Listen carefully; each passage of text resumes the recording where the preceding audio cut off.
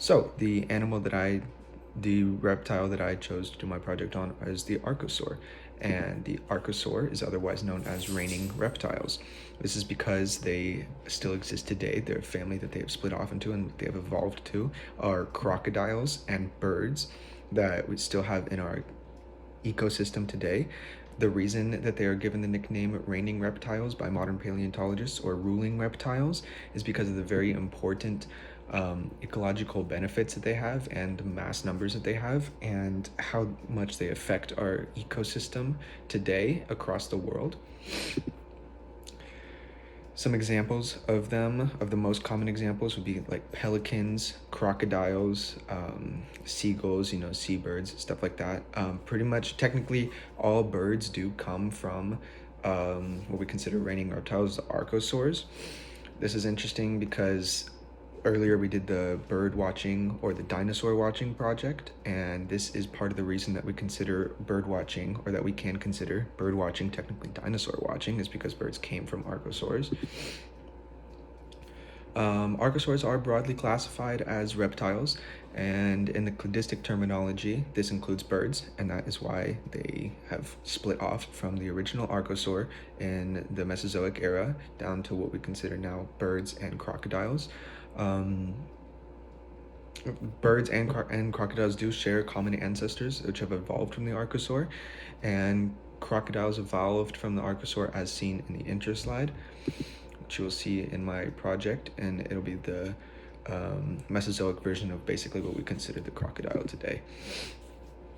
Many people understand that crocodiles are dinosaurs and that they come from dinosaur lineage. This is just interesting because this is why I find the archosaur fascinating, is because a lot of people know that birds come from dinosaurs, and a lot of people know that crocodiles come from dinosaurs, but it's interesting because they come from archosaurs. They all come from this particular lineage of very important reptilian Mesozoic dinosaur. So in the past, the archosaurs were crocodile-like dinosaurs or alligator-like dinosaurs that could grow up to be 20 feet long and over 800 pounds in weight. And they're very impressive, massive dinosaurs that would live near swampy areas, kind of like the way we know crocodiles today, but they would live more in like wilderness areas like the Tasmanian area. They would hunt and prey on smaller dinosaurs near watering holes, rivers, stuff like that they could hide in and seek shelter in. They would do this, and they would kind of pounce on smaller animals, as they were carnivores, entirely carnivorous dinosaurs. They did not eat plants or anything like that. They were predators. Modern paleontologists consider archosaurs to be a crown group of certain birds and reptilian. The base of archosaurs can be split into two different classes.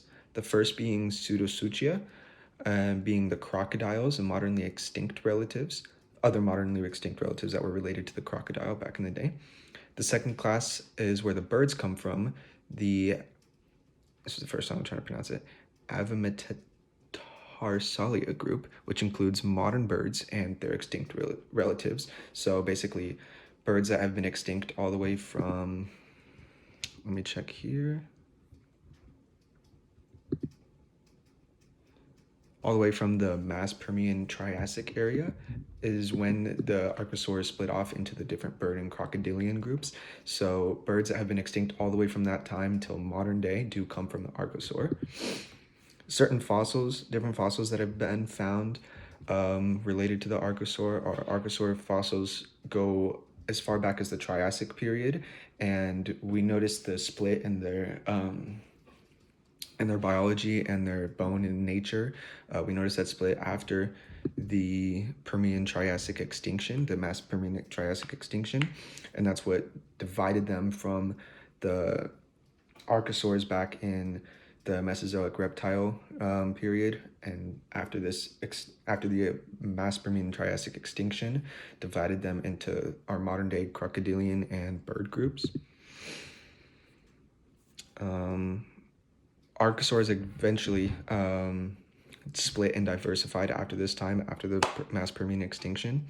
They became the largest and most ecologically important terrestrial vertebrates from the Middle Triassic period to present. So in other words, it's saying like from the early Triassic period till today, they are the most ecologically important and largest number of species of dinosaur that still exist today.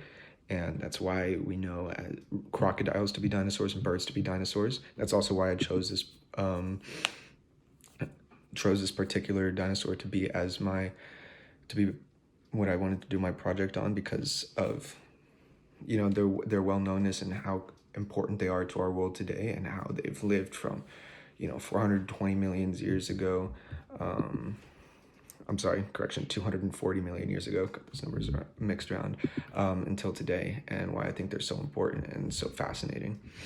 So in conclusion, for my slides, before I get into some more facts about the dinosaur that I didn't include in my presentation, my slide presentation, that I didn't have enough space to cover. In conclusion, from the slide part of my presentation, archosaurs have earned their name reigning reptiles by being the largest quantity, most ecologically important surviving species since the early Triassic period.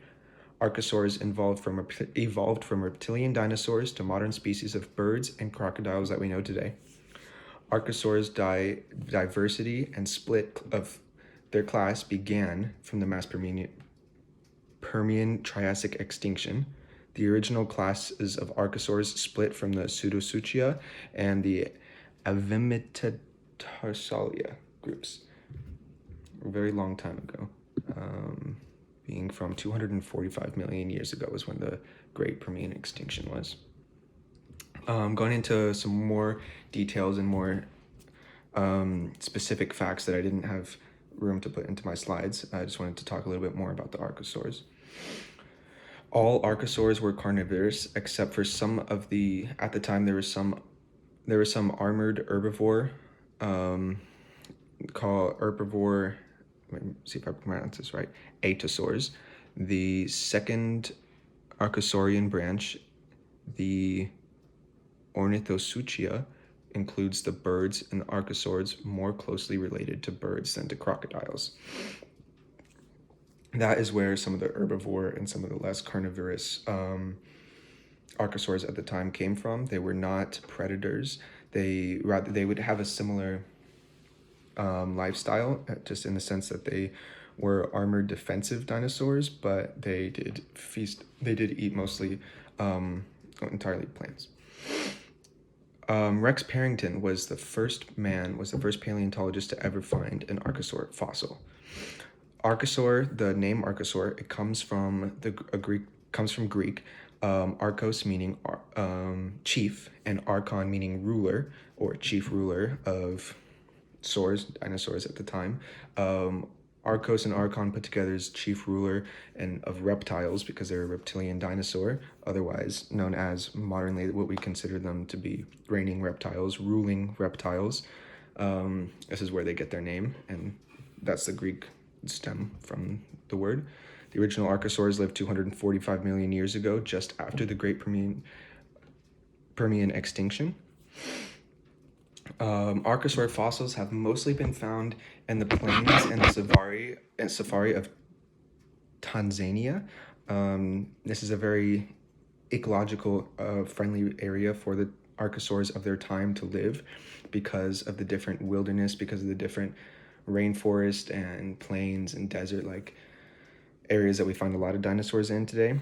And ecological events that have led to this are just the sand in the area, the desert, the very, very prime locations for people to find fossils. And at the time, back 245 million years ago, this would have been a wilderness, like rainforest almost, but less dense version of a rainforest area for the archosaurs to, camouflage in, hide in brush, hide in stuff like that near watering holes to pounce on their prey, to stalk their prey. And a little bit more about the lifestyle of archosaurs is that they live near water in areas that they could camouflage with brush and debris.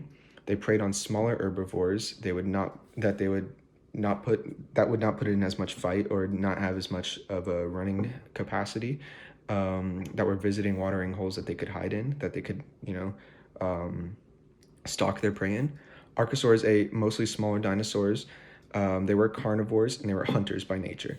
They live similarly to modern alligators and modern crocodiles, although they're up to 3 times, 4 or 5 times as much in size.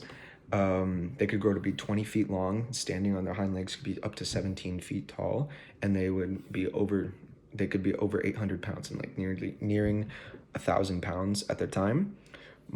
Essentially, the best way to explain them at the time in their lifestyle is modern crocodiles that are much larger, on a much larger scale, and that would be before the split of the what we consider crocodiles and birds. Before that split in the family and the genes and all the bone structure and all that coming from those two different families.